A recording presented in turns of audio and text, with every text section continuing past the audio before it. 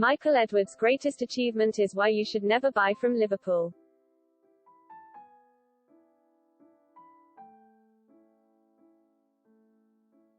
Liverpool's sporting director Michael Edwards is reportedly set to step down at the end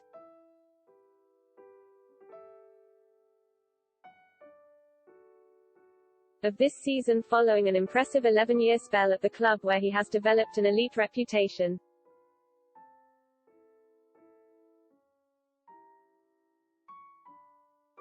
Few departures could send shockwaves through Liverpool Football Club quite like that of Michael Edwards.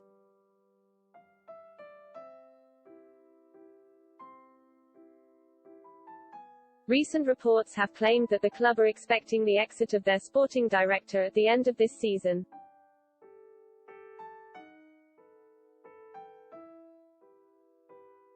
which would bring an end to his remarkable 11-year spell at Anfield.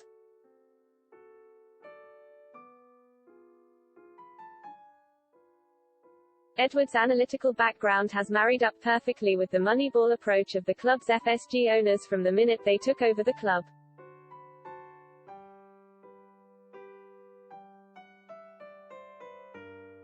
With John Henry putting every faith in him to oversee Liverpool's transfer business. And it's not difficult to see why.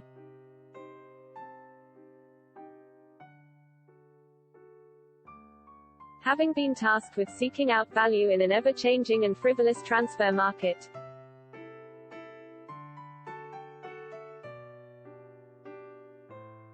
this is the man who has played a crucial role in signing the likes of Mohamed Salah, Sadio Mane,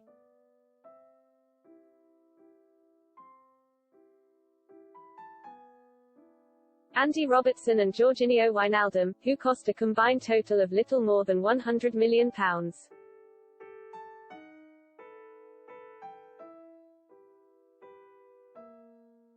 Even the more expensive acquisitions of Virgil van Dijk, Fabinho and Alisson have come to look like relative bargains.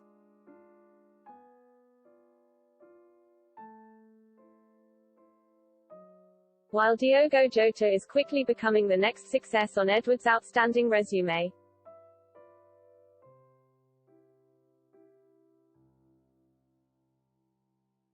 But arguably Edwards' greatest achievement is more in the reputation he has developed for the Merseyside club over the duration of his tenure.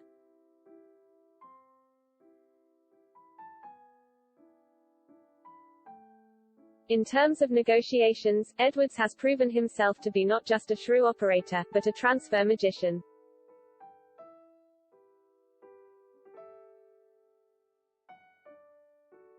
Bringing in the aforementioned superstars has been a real feather in his cap.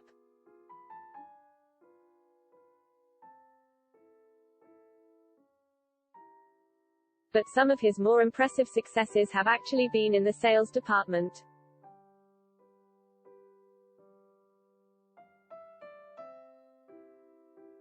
His flagstick moment came when Philippe Coutinho pushed for a move to Barcelona.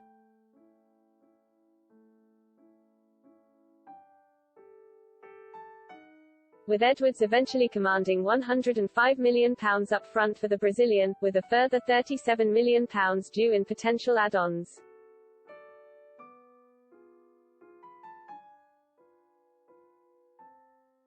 At the time it was, and still is, the third highest transfer fee received for a player ever, and the biggest by an English club.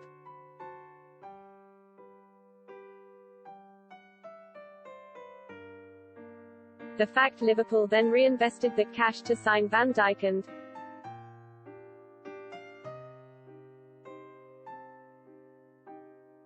the lion's share of Fabinho's fee speaks volumes when you consider how those players have fared since.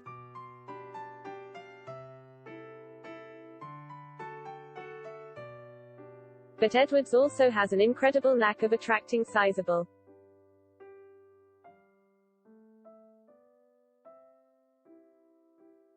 over-the-odds fees for players who have struggled to make the grade under Jurgen Klopp.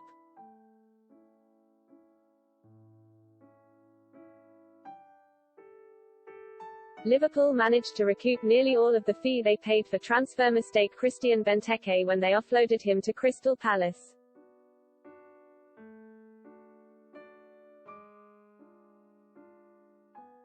while also selling academy product Jordan Ibe to Bournemouth for £16 million and Joe Allen to Stoke for £14 million.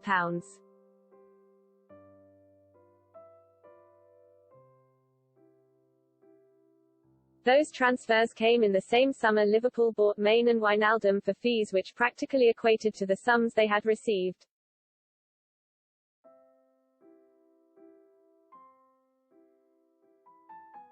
The following summer he pulled a similar trick, again with Palace involved.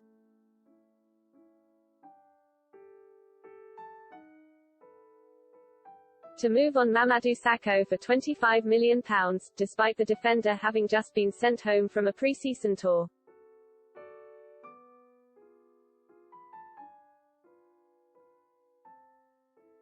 Possibly his next best piece of business after the Coutinho deal was getting Bournemouth to stump up £20 million for Dominic Solanke.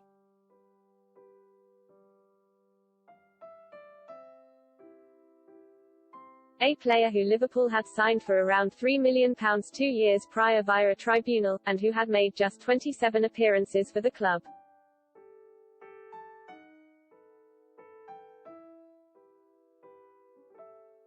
The sale of backup goalkeeper Danny Ward for £12 million is another which has largely gone under the radar.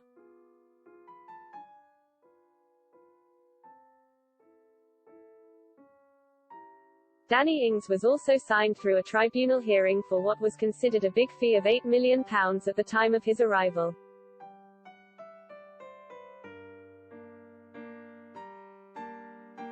His spell at Liverpool was blighted by injuries, limiting him to only 24 appearances in total. He was sold to Southampton for £20 million.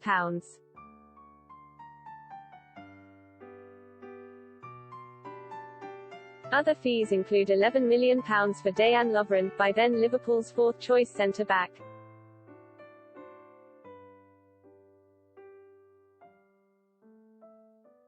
£7 million for Ryan Kent, one senior appearance, and £4 million for Kevin Stewart.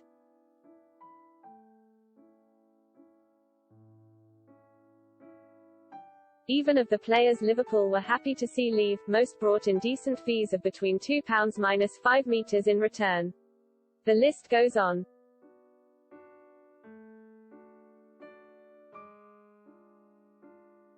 Plus there are loan fees to take into account. Liverpool may have got £12 million for Harry Wilson this summer.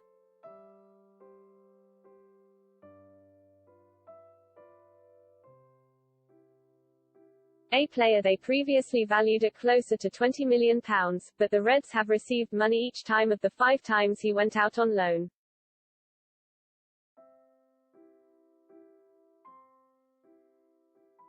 Same goes for Marko Grujic, sold this summer for £8 million after 4 loan spells elsewhere.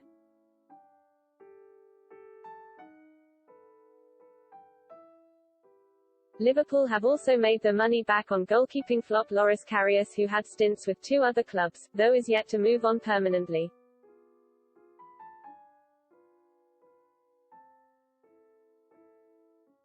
Put simply, clubs are now wary of doing business with Liverpool for fear of being ripped off.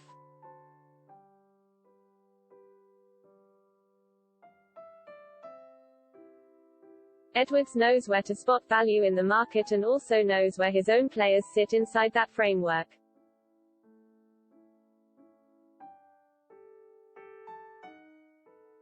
Liverpool eventually coaxed £9.5 million out of Lyon for want-away star Xherdan Shaqiri.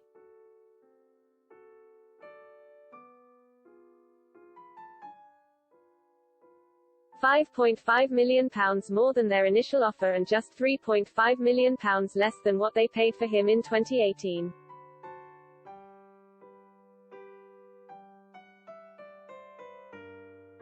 The fees the club have raked in from their outgoings over the years is a huge contributing factor into how FSG's transfer net spend has stayed so low.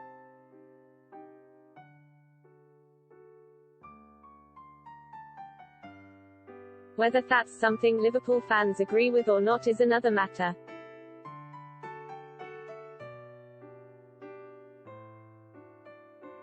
Losing Wijnaldum on a free transfer this summer was a rare defeat.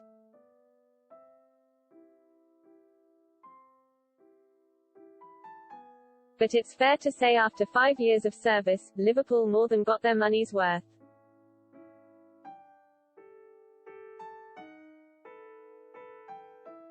By tying down the likes of Fabinho, Alisson, Van Dijk to new contracts.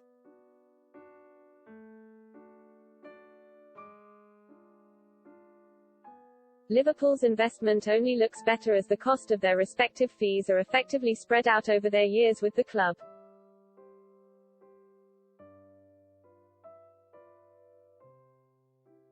It's perhaps to Liverpool's detriment this summer as to why Divock Origi remains on their books, with few clubs now willing to meet the demands.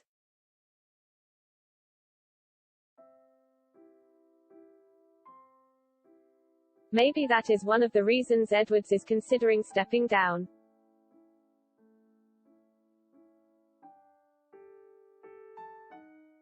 With his assistant Julian Ward now taking a more hands-on role in recent months.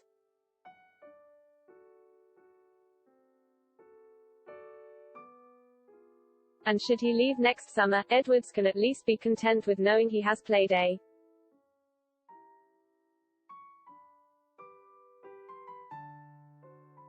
significant part in helping the club earn the status of domestic, European and world champions on his watch.